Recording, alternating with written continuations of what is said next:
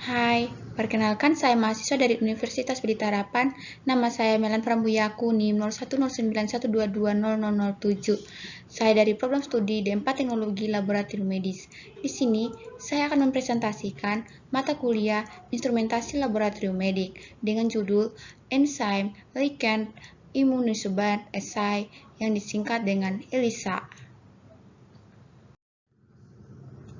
Pada saat ini saya akan membahas overview atau topik materi dari ELISA, yang kedua prinsip kerja ELISA, yang ketiga prosedur umum pemeriksaan ELISA, yang keempat prosedur pemeriksaan ELISA dengan metode Sandvik, yang kelima analisis data ELISA, yang keenam perawatan ELISA analyzer. Di sini, ELISA adalah enzim ligand immunosorbent assay yang merupakan suatu teknik yang digunakan untuk menilai kuantifikasi kadar peptida, protein, antibodi, dan hormon berdasarkan prinsip ikatan antigen atau antibodi. Pada teknik ELISA akan dilakukan imobilisasi antigen pada permukaan yang solid.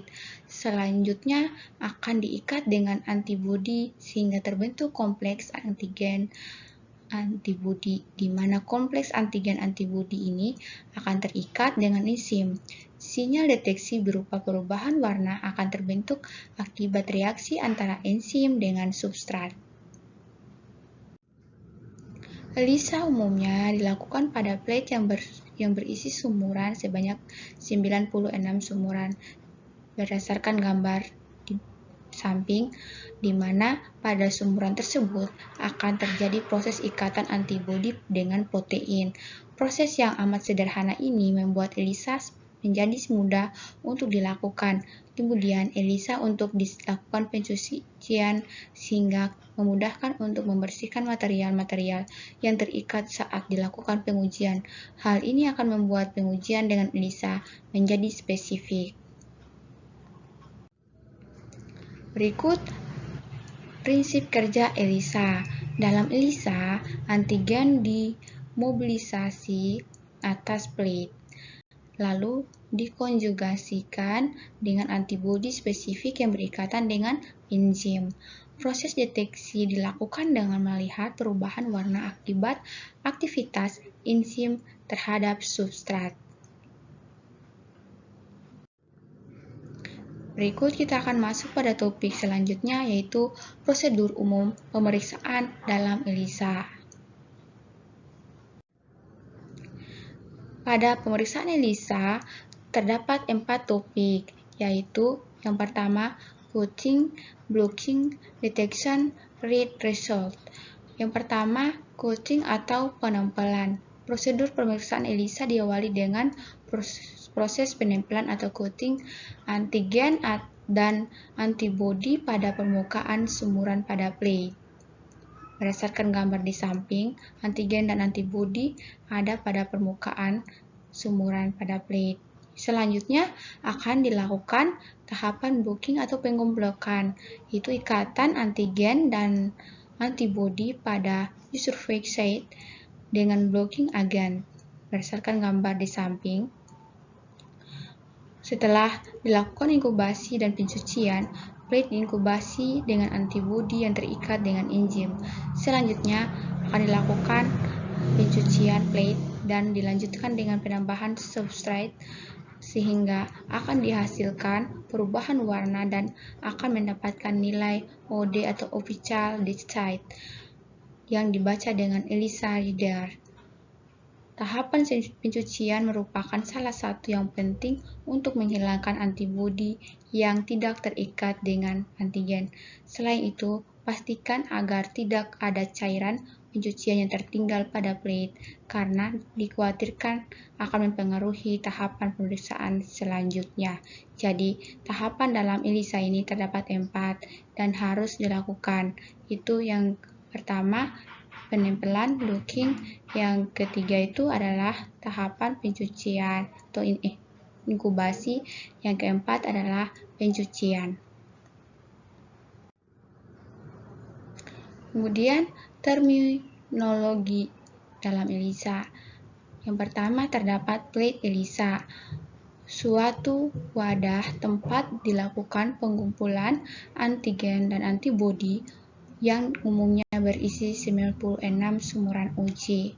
Yang kedua, ada antigen. Itu antigen adalah suatu protein yang akan dinilai kadarnya yang berasal dari sampel yang akan diuji. Apabila kita akan menilai kadar IL sampai 12 dengan menggunakan ELISA dari sampel serum, maka IL sampai 12 yang terdapat pada serum kita istilahkan dengan antigen. Berikut ada antibodi. Antibodi adalah suatu protein yang akan mengikat antigen. Apabila kita akan melihat kadar IL sampai 12 dengan menggunakan ELISA dari sampel serum, selanjutnya akan ditambah dengan antibodi, maka antibodi tersebut ialah suatu protein yang mengikat IL sampai 12 atau dikenal dengan istilah anti-IL sampai 12. Yang keempat adalah standar. Suatu protein yang akan dinilai kadarnya yang telah diketahui kadarnya. Apabila kita akan menilai kadar IL sampai 12 dengan menggunakan ELISA dari sampel serum, maka standar ialah protein IL sampai 12 yang telah diketahui kadarnya. Misalnya, kadar standar IL sampai 12 ialah 100 mg sampai mililiter. Umumnya, standar ini akan dibuat menjadi beberapa konsentrasi sehingga akan didapatkan grafik yang menggambarkan kadar standar vs nilai OD dari standar. Grafik tersebut akan digunakan untuk menghitung kadar pada sampel. Berikut ada nilai OD atau official decide. Adalah suatu nilai yang menggambarkan intensitas perubahan warna. Yang kedua itu adalah ELISA Reader. Itu adalah alat yang digunakan untuk mendapatkan nilai OD dari pemeriksaan ELISA tersebut. Berikut terdapat beberapa tipe ELISA, yaitu yang pertama derived, yang kedua indirect, yang ketiga scientific, yang keempat kompetitif. Nah, berdapat pada gambar di bawah ini, itu derived yang gambar pertama, yang kedua indirect ELISA, yang ketiga scientific, yang keempat kompetitif. Derived ELISA, pada tipe ini antigen ditempelkan pada dasar plate. Selanjutnya antigen tersebut akan dideteksi melalui ikatan antibodi yang terikat dengan enzim. Keuntungan pada derived ELISA ini adalah pemeriksaan dengan metode ini lebih cepat. Yang kedua, reaksi silang yang dengan antibodi sekunder dapat dieliminasikan. Kemudian ada kerugiannya. Kerugiannya itu adalah amplifikasi sinyal yang dihasilkan lemah. Yang kedua, tidak adanya fleksibilitas pemilihan antibodi primer yang terlabel dengan enzim. Ketiga, dapat terjadi reaksi antibodi primer dengan enzim yang terikat dengan antibodi primer tersebut. Nah, di sini terdapat aplikasi untuk menganalisis respon imun terhadap suatu antigen tertentu. Indirect ELISA.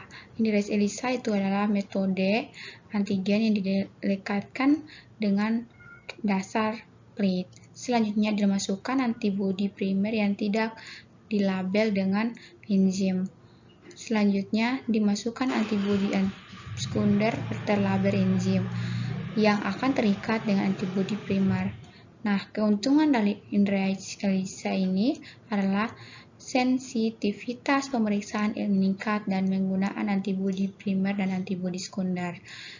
Tidak hanya keuntungan, juga terdapat kerugian. Nah, kerugian dari indirect ELISA ini adalah reaksi silang dapat terjadi dengan antibodi sekunder sehingga akan menghasilkan sinyal yang non-spesifik. Kedua, waktu inkubasi yang lebih panjang diperlukan. Yang ketiga, biaya yang diperlukan lebih besar dibandingkan dengan metode derived. Terdapat aplikasi untuk menentukan konsentrasi total antibodi pada suatu sampel. Yang ketiga adalah Sandwich-ELISA, yaitu pada metode ini antibodi terlebih dahulu dilekatkan pada dasar plate. Selanjutnya sampel uji atau antigen dimasukkan ke dalam semburan di plate, kemudian dimasukkan antibodi sekunder yang terikat dengan enzim pada semburan plate. Nah, keuntungan dari Sandwich ini adalah memiliki spesifitas yang tinggi. Yang kedua, cocok digunakan untuk sampel yang kurang murni. Yang ketiga, kerugiannya itu adalah biaya yang diperlukan cukup besar karena menggunakan dua antibodi.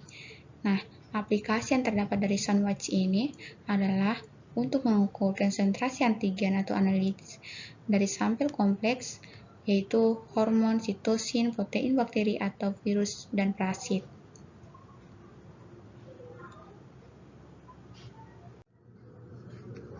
Berikut adalah kompetitif ELISA.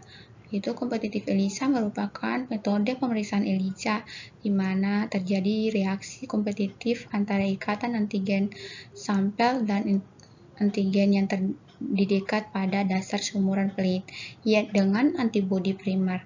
Pada metode ini antigen non-sampel dilekatkan pada plate. Selanjutnya antigen sampel dan antibodi primer dimasukkan ke dalam semburan. Kemudian dimasukkan antibodi sekunder yang terikat dengan enzim pada semburan di plate. Nah, kelebihan dari kompetitif ELISA ini adalah sensitivitasnya itu tinggi. Yang kedua, terdapat digunakan untuk mengukur konsentrasi antigen atau antibodi dalam konsentrasi rendah dengan sampel. Aplikasinya itu terdapat untuk mengukur konsentrasi antigen dan antibodi dalam suatu sampel konsentrasi kecil. Di sini ada inhibitor antigen dan substratnya.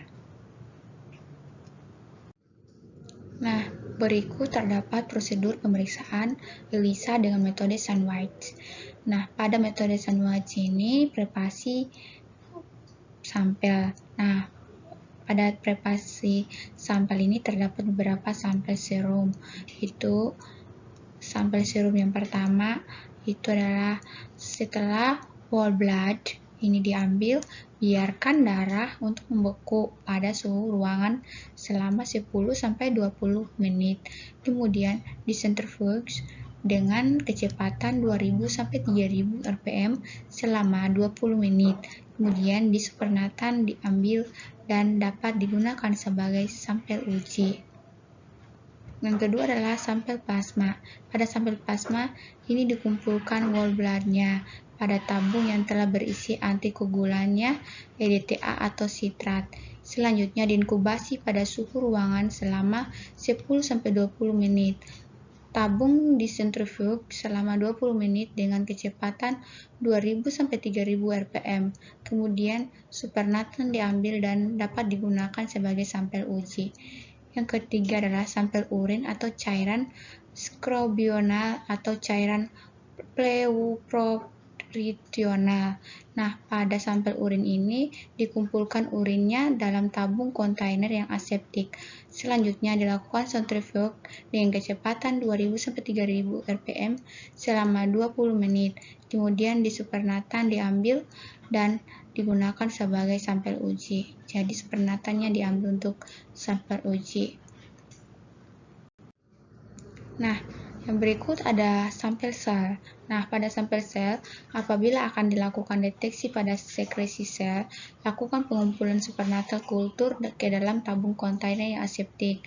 Setelah dilakukan sentrifuge 2000-3000 rpm selama 20 menit, apabila akan dilakukan deteksi komponen intraselular, maka sel 1x106 mili dalam PBS pH 7, 2-7, dan 4. Sel dihancurkan untuk mengeluarkan komponen sel yang melakukan pembekuan dan pencairan sampel secara berulang. Selanjutnya dilakukan sentrifuge 2000-3000 rpm selama 20 menit dan Super-Nathan diambil dan digunakan sebagai sampel uji. Pada sampel jaringan dipotong dan ditimbang. Selanjutnya jaringan ditambahkan dengan PBS atau pH 7,4. Kemudian sampel jaringan dihomogenisasikan atau dicampurkan dalam kondisi yang dingin pada 4 derajat Celcius. Selanjutnya dilakukan sentrifuge dengan kecepatan 2000-3000 rpm selama 20 menit, kemudian supernatant diambil dan dapat digunakan sebagai sampel uji. Pada sampel ELISA sebaiknya segera digunakan. Apabila sampel yang disimpan terlebih dahulu, maka sampel dapat disimpan pada suhu 20 derajat Celcius. Nah, penggulangan pembekuannya sampel sebaiknya jangan dilakukan berulang-ulang. Nah, pada alat dan bahan pengujian ELISA. Alat dan bahan pengujian ELISA itu yang terdapat adalah microplate washer, yang kedua ELISA plate dan receiver, yang ketiga microplate reader, yang keempat inkubator, yang kelima ELISA kit, yang keenam micropipette. Jadi ini adalah alat dan bahan yang digunakan dalam pengujian ELISA. Nah, pada tahapan pemeriksaannya itu yang pertama pembuatan standar, yaitu mempersiapkan pembuatan standarnya itu. Yang kedua, ditambahkan kaptur antibodi pada tiap sumuran. Kemudian, lakukan inkubasi selama 30 menit pada suhu 30 derajat Celcius atau selama semalam pada suhu 4 derajat Celcius. Kemudian yang ketiga adalah persiapan wash sterilization, yaitu lakukan wash sterilization itu selama 30 kali dengan Aquades. 1 ml wash sterilization ditambahkan 29 ml Aquades. Yang keempat selanjutnya yaitu buang cairan dari sumuran dan dicuci sumuran sebanyak 5 kali dengan larutan pencuci yang telah disiapkan pada tahap ketiga. Yang kelima, ditambahkan blocking buffer untuk membuat antigen pada sampel penempel pada plate. Yang keenam, inkubasi plate pada waktu 60 menit lamanya pada suhu 30 derajat Celcius atau selama semalam pada suhu 4 derajat Celcius. Yang ketujuh, persiapan sampel.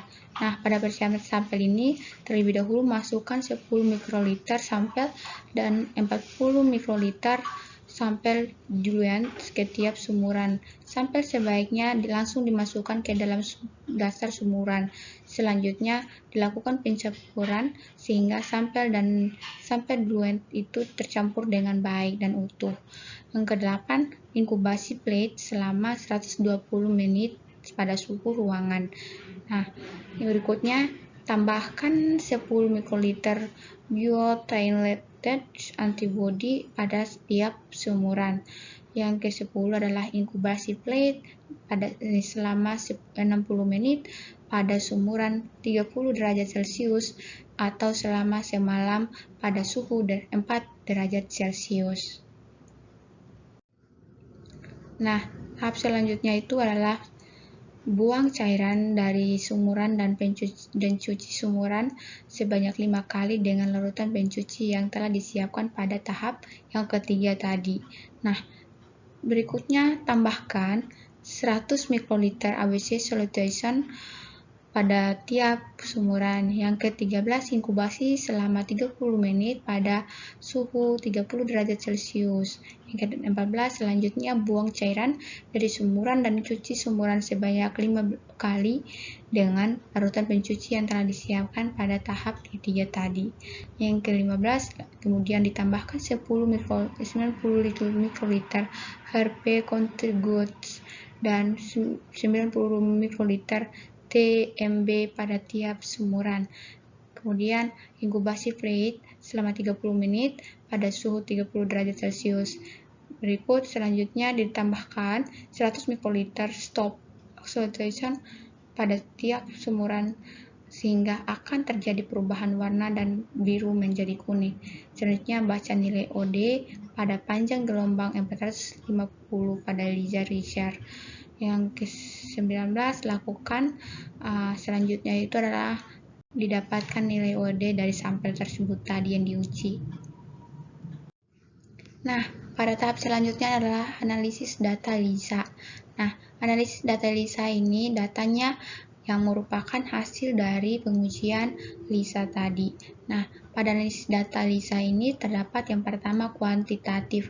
Pada kuantitatif, dilakukan analisis data untuk menghitung konsentrasi antigen atau antibodi dalam sampel yang dikalkulasi dengan cara membandingkan dengan kurva standar atau pengenceran serial antigen atau antibodi target tersebut.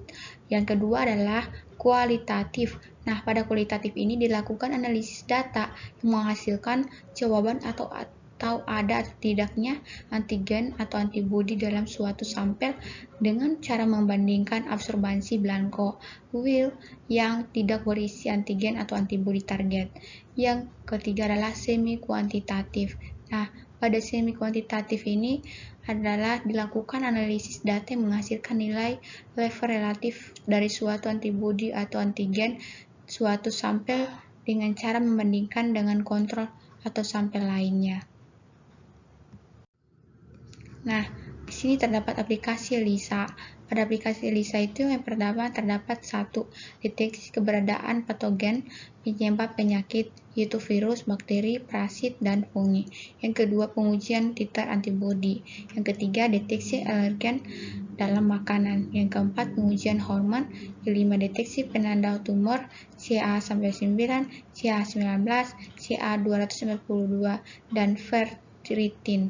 Yang terakhir itu adalah pengujian obat-obatan dan bahan-bahan kimia. Nah, di sini kita harus mengetahui bagaimana caranya agar alat ELISA itu tetap teratur, tetap bersih, dan tetap bisa digunakan dalam waktu yang lama, itu dengan cara perawatan ELISA Analyzer. Nah, pada perawatan ELISA Analyzer ini, yang pertama itu perawatan harian. Nah, pada perawatan harian, terlebih dahulu matikan alat setelah digunakan dan jangan dibiarkan saja dalam keadaan alat masih menyala atau masih hidup. Yang kedua, bersihkan tray dari kotoran atau debu dengan menggunakan spondadu atau tisu. Jadi untuk membersihkan alat ini kita harus menggunakan tisu yang lembut dan tidak menggunakan bahan-bahan yang kasar agar alat tersebut tidak tergores atau menimbulkan kerusakan lainnya. Yang kedua adalah perawatan 6 bulan. Nah, pada perawatan 6 bulan ini dilakukan kalibrasi pada alat secara keseluruhan, itu seperti lampu dan proses pembacaannya. Nah, sekian dan terima kasih dari presentasi saya. Semoga presentasi saya ini dapat membantu teman-teman semua. Terima kasih. Bye-bye.